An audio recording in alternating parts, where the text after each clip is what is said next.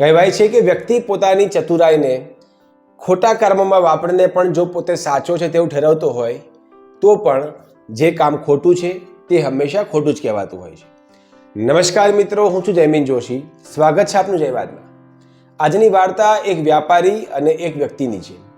એક શહેરમાં મોટી દુકાન હતી. તેના ત્યાં વિદેશથી માલ આવતો અને મોટા મોટા વ્યાપારીઓ તેની પાસેથી માલ ખરીદતા. એ દુકાનની અંદર જે પણ ડિઝાઇન મળતી હતી તે આખા શહેરમાં બીજા કોઈને ત્યાં મળતી ન હતી. એના કારણે આખા શહેરમાં તેનું નામ ખૂબ હતું. એ દુકાનના વેપારીનો વેપાર એટલો બધો સરસ ચાલતો હતો કે ત્યાં આસપાસના જેટલા પણ ધનાઢ્ય લોકો છે એ તેને ત્યાં જ ખરીદી કરતા. કોઈ સામાન્ય વ્યક્તિ તેની પાસેથી કપડાં ખરીદી શકે તેવું બનતું ન હતું. ઇન શોર્ટ, બહુ મોટો શોરૂમ હતો. એક દિવસ એ વેપારીને ત્યાં તેનો મિત્ર આવ્યો અને તેણે કહ્યું કે ભાઈ, મારો દીકરો હમણાં જ 10મા ધોરણની પરીક્ષા આપીને બેઠો છે. હવે પરિણામ આવવાની વાર છે. ત્યાં સુધી વેકેશનના 2-3 મહિના તું તેને કંઈક કામ શીખવ. હું ઈચ્છું છું કે તારી દુકાનમાં આવે, કશું શીખે. મારે કોઈ પૈસા જોઈતા નથી, માત્ર એ તારે ત્યાં કામ કરશે. તું એને શીખવ વેપાર કેમ કેમ થાય છે, જેથી એ જીવનમાં આગળ વધી શકે, દુનિયાદારી શીખી શકે અને પોતાના જીવનમાં પ્રગતિ કરી શકે. મિત્ર ખૂબ ખાસ હતો એટલે વેપારીએ કીધું કે મને કોઈ વાંધો નથી, તો આવતીકાલથી તારા દીકરાને મારે ત્યાં મોકલી દે અને હું તેને વેપાર કેમ કેમ થાય છે તેમ શીખવાડીશ. મારે ત્યાં આટલા બધા કામ કરે છે એમાં એ વધારે બેસશે અને કામ કરશે.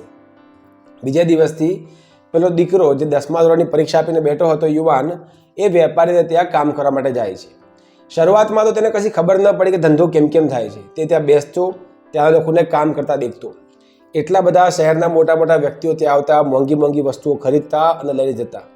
સમય પસાર થવા લાગ્યો. શરૂઆતમાં તેને ખબર ન પડી કે આ વસ્તુ કેમ કેમ ચાલે છે, તંત્ર કેમ કેમ ચાલે છે. પરંતુ 20-25 દિવસ પસાર થઈ ગયા પછી એક દિવસ પેલા વેપારીએ તમને કીધું કે હું તને એક કંપનીનું નામ આપું છું, તું ત્યાં જા અને ત્યાં જઈને આટલા હું લખી આપું છું એટલો સામાન લઈ આવ. એટલે આ વ્યક્તિને ખબર ન પડી કે શું કહેવા માગે છે. તેમણે કહ્યું કે હા, હું તને કહું છું કે હું તને જેટલા પૈસા આપું છું, જે હિસાબ પછી કરીશ, પરંતુ તું ત્યાં જઈ અને ત્યાંથી કાપડ લઈને આવી. પેલો જે વિદ્યાર્થી હતો એ વિચારમાં પડી ગયો. તેને ખબર ન પડી. તેણે કહ્યું કે વર્ષોથી આ દુકાન ચાલે છે, અહીંના વેપારી એવું કહે છે કે આ કાપડ વિદેશથી આવે છે અને શેઠ તો આ કાકા તો મને અહીંથી કાપડ લાવવાનું કહે છે કે નજીકની કંપનીમાં જા અને કાપડ લઈ આવ.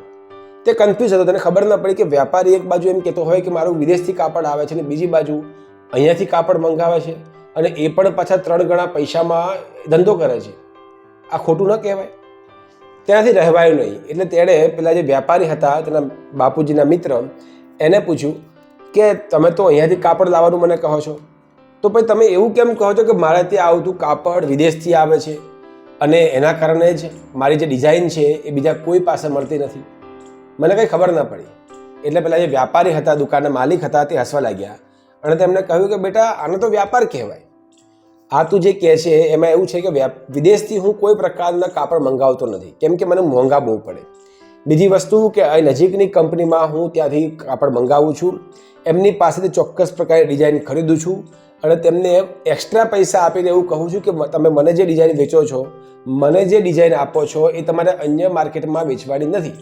એના માટે હું એ લોકોને અલગથી પૈસા આપું છું. એટલે પરિણામે એ લોકો મને જે ડિઝાઇન આપે છે એ બીજા કોઈને આપતા નથી. એટલે આખા માર્કેટમાં આપણે ત્યાં જે માલ મળે છે, આપણે ત્યાં જે કાપડ મળે છે, જે ડિઝાઇન છે, એ કોઈ જગ્યાએ મળતી નથી. એટલે હું છાતી ઠોકીને એમને કહું છું કે મારું કાપડ વિદેશથી આવે છે અને એના કારણે 3 ગણા પૈસા આપણે કમાઈએ છીએ. એટલે પેલા વિદ્યાર્થીએ કીધું કે આને ખોટું ન કહેવાય, આ તો ઠગ કહેવાય.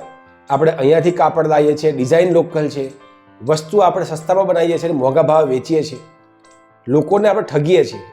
એટલે પેલા વ્યાપારીએ કીધું કે આને ઠગ ન કહેવાય બેટા, આને ધંધો કહેવાય, આને મારી ચતુરાઈ કહેવાય. મારી ચતુરાઈના કારણે જ મારો બિઝનેસ આગળ વધે છે. આ જે બિઝનેસમાં જેટલો પણ નફો થાય છે એ વ્યક્તિને કોઈ વારસામાં નથી મળતો. આ ચતુરાઈના કારણે, પોતાની આવડતના કારણે, એના કારણે હું કમાઉં છું અને બીજા પાસેથી હું વસ્તુ ખરીદું છું, એને પૈસા આપું છું અને બીજા મારી પાસે પૈસા આપીને વસ્તુ ખરીદે છે, તો હું એમને પાસેથી પૈસા લેવાનો જ છું. હવે વસ્તુ કેટલામાં વેચવી છે, શું છે, મારી ચતુરાઈ ઉપર આધાર રાખે છે. એટલે આ એક પ્રકારનો બિઝનેસ છે અને ધંધામાં આ બધી વસ્તુ ખોટી ન હોય, આ આમ જ ચાલે. એટલે વિદ્યાર્થી બિચારો 5 મિનિટ વિચારતો રહ્યો અને પછી તેને હિંમત કરીને કહ્યું કે ના, તમે જે કરો છો એને દંભ કહેવાય, એ ખોટું છે, તમે લોકોની ઠગાઈ કરો છો.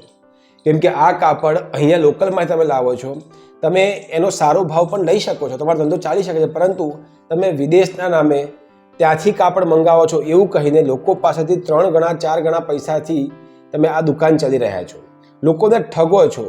આને ધંધો ન કહેવાય, આને વ્યાપાર ન કહેવાય, આને ઠગાઈ કહેવાય. તમે પોતાની ચતુરાઈને, પોતાની હોશિયારીને સાબિત કરવા માટે ગમે તે તર્ક આપો એ યોગ્ય નથી. આમ કહી તે વિદ્યાર્થી ત્યાંથી નીકળી ગયો અને કીધું કે મારે હવે કોઈ ધંધો શીખવો નથી, તમે જે કરો છો એ ખોટું જ છે. કહેવાનું તાત્પર્ય છે મિત્રો કે જીવનની અંદર વ્યક્તિ પોતાની ચતુરાઈનો ઉપયોગ ખોટા કામોમાં કરે અને પછી એવું કહે કે ના આ પદ્ધતિ યોગ્ય છે, આ તો મારી હોશિયારી, મારી ચતુરાઈ, મારી ઓળખાણના કારણે હું થાય છે. અને આ જ વસ્તુ છે જે આપણને જીવનમાં આગળ વધાવે છે, આ જ જીવનની વ્યાખ્યાઓ છે. આવા વિવિધ પ્રકારના તર્ક ગણીને પોતાને સાચો ઠેરવીને કામ કરતો હોય, પરંતુ જે કાર્ય ખોટું છે એ ખોટું જ છે. ચતુરાઈના નામ પર આપણે લોકોને ઠગીએ, છેતરપિંડી કરીએ તો એ પણ એક પ્રકારનું પાપ જ કહેવાય. પોતાની ચતુરાઈનો ઉપયોગ સત્કર્મમાં કરવા જોઈએ, લોકોને ઠગવામાં નહીં. આવી જ નવી વાત સાથે ફરી મળીશું. ત્યાં સુધી નમસ્કાર.